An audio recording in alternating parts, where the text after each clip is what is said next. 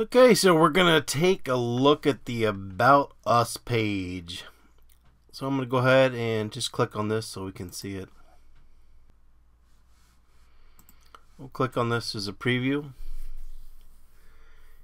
I originally did this video and I was gonna totally redesign this page just because I don't like it, but I think I'm not gonna do that, and I think it's actually a good learning point.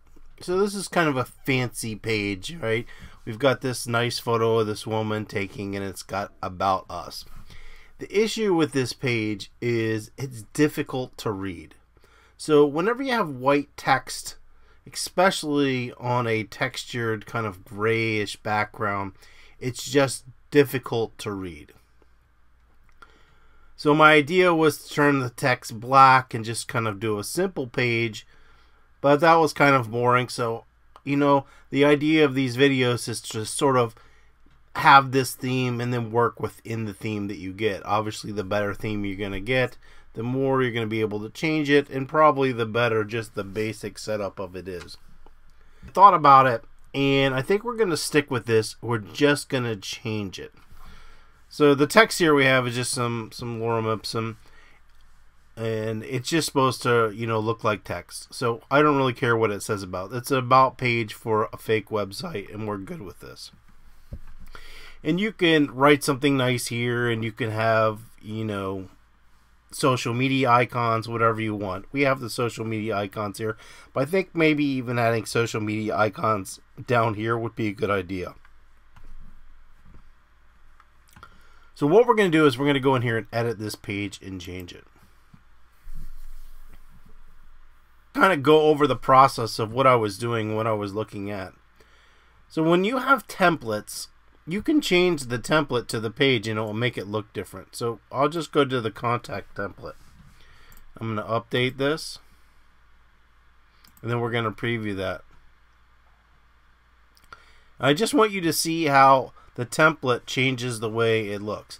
So now we've kind of got this text over here, so that's definitely not going to work. So let's go back to edit page.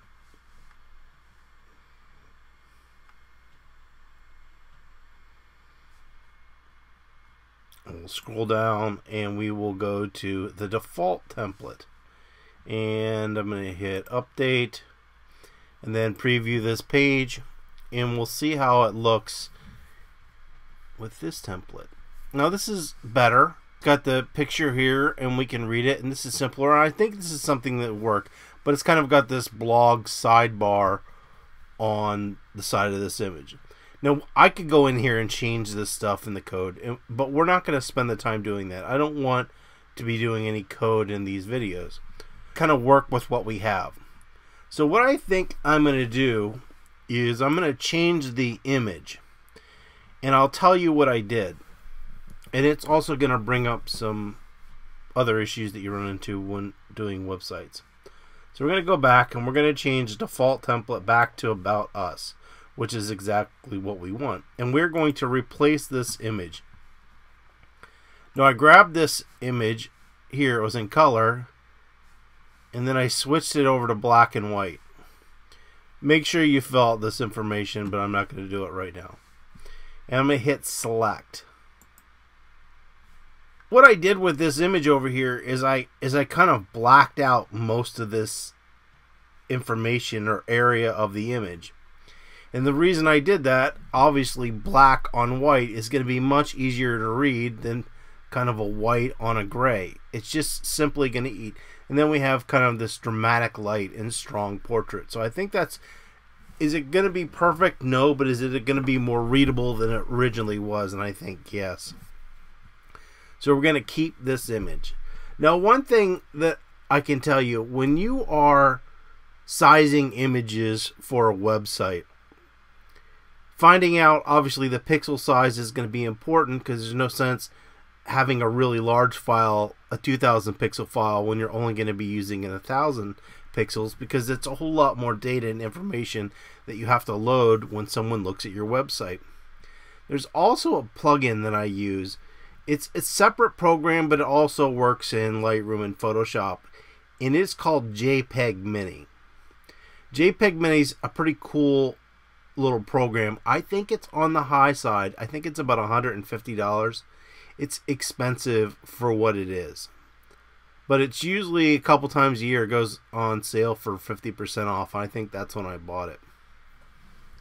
But what it does is it reduces the size by some sort of compression algorithm.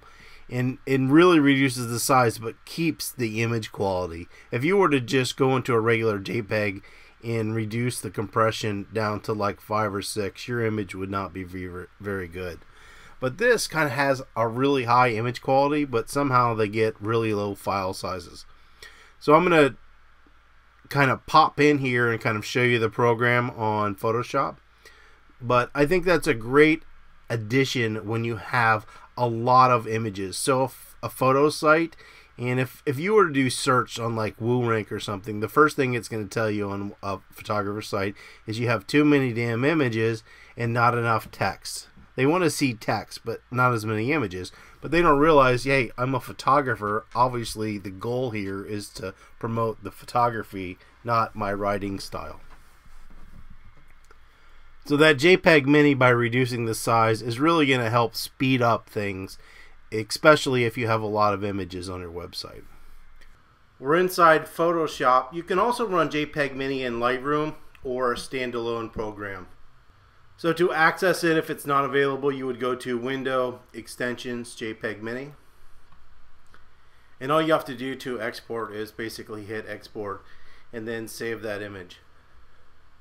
So it does a great job. I'd say normally somewhere around, looks like here it says basic reduction ratio of 43%. It's a wonderful program if you can afford it, or I think there's a demo available, you can give it a try. We've got this all filled out here, and we're going to go ahead and hit update, and then we're going to take a look at the preview and see what this looks like. So this is a whole lot better. So we've kind of got this image here. It's going from side to side, and you can really see how we really makes this white text pop. Is it going to be difficult for certain people to read? Absolutely. It is going to be difficult for them to read, but it's a whole lot more dramatic, and I think just is a lot easier to see. So I think this is working out pretty good. It's a nice blend of style and function.